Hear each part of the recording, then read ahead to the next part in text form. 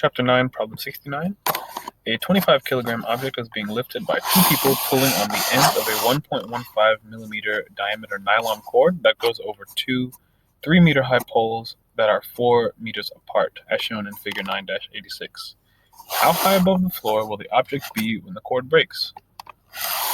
So, this is another Newton's law problem. So, I have the picture drawn here with a couple things. So, 3 meters tall. I didn't draw the 4 meters at the bottom there, but I think I have it on a different picture. But if you could, this is 4 meters from here to here. 4.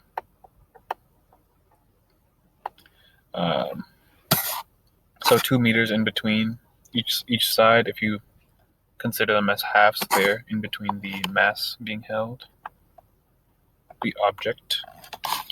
And so the height up to the object, I'm just going to call that h. So we want to find h, but we know that it's 3. We know that the whole length is 3, so we can just say that 3 minus h gives us the remaining height.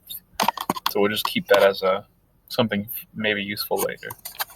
But the first thing we want to do is focus on the free body diagram, because we want to try to find this height, so we're going to need some forces at one point, or at least an equation that deals with the height at some point as well. But this is a very simple free body diagram. It's all over chapter 9 in section 5 and 6. So this is very similar to a lot of the problems in the book.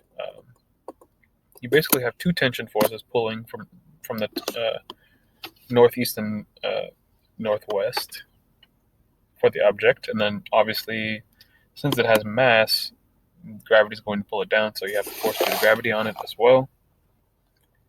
This will allow us, so here we want to use Newton's second law and algebra. So from the free body diagram, which is basically the same as a lot of the problems we've been using, is the sum of the forces in the y. We have two y components, so that's why we want to use the y, while for the x components, they're basically equal and opposite to each other. If you look, you can just see that they cancel out, right? Like this component goes this way, this component goes this way, so since they're equal, they just cancel out.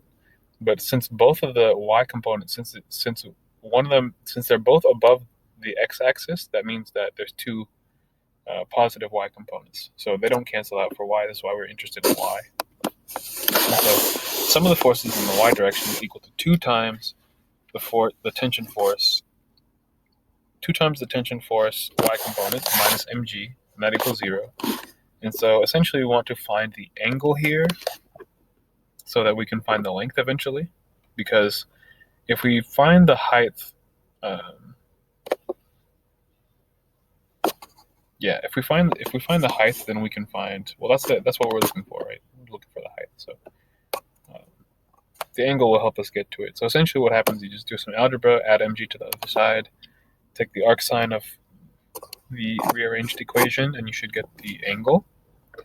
So you'd think we have all the numbers, but we do not have all the numbers. So sine inverse of 25 times 9.8 times 9.81 over 2 times the tension force. So we still don't have the tension force. So how do we get that? Well, the tension in the string, when it breaks, is found from the ultimate strength of nylon under tension. And so you can use this equation below, that the tension force divided by the area is equal to the tensile strength. So this is just force per area.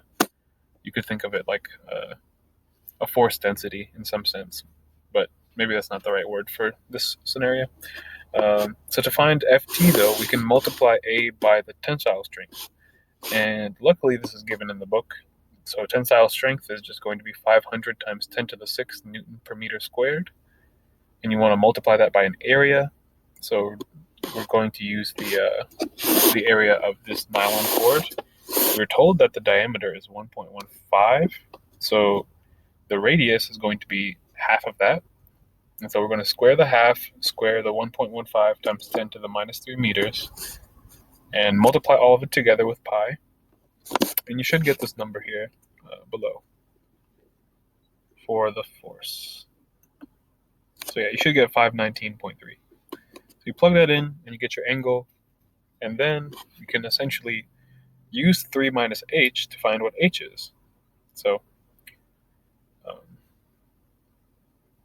you take the tangent of the angle, because we don't have the hypotenuse here.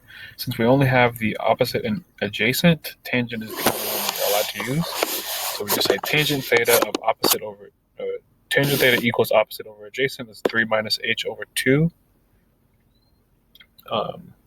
And then you just cross multiply and just rearrange to find h, and you find that it's 2.51.